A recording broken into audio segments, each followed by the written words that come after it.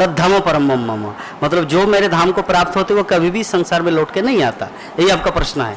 तो जो चतुष्कुमार है ये लोग वैकुंठ लोग चले गए तो फिर वहां से क्यों आया?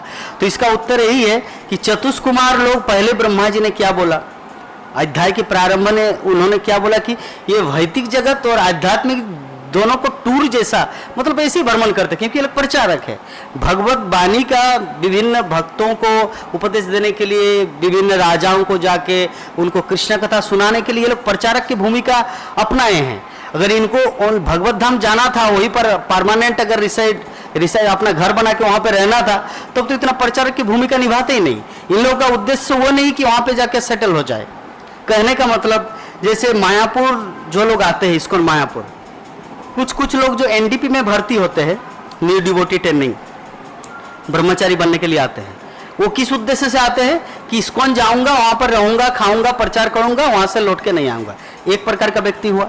एक दूसरे प्रकार का है, जैसे आप अभी अमेरिका से आए माता जी के साथ, कि जाएंगे 4-5 दिन थोड़ा महाप्रभु के धाम में थोड़ा चार्जिंग करेंगे, अपने आप को शुद्ध भक्ति का आस्वादन करेंगे, कृष्ण कथा श्रवण करेंगे, राधा माधव का दर्शन करेंगे और पुनः कम बैक टू यूएसए। एक भाव है।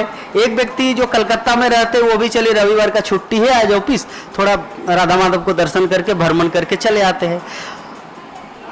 तो सबका अलग अलग है आने का रीजन।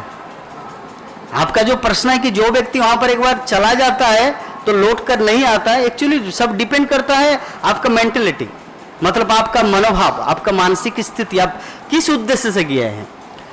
वो लोग उद्देश्य से, इस उद्देश्य से नहीं गए थे चतुष्कुमार कि अब तक मैं बद्ध जीव था, यहाँ पे कष्ट पा रहा हूं, हे प्रभु उठा ले, उठा ले प्रभु उठा ले।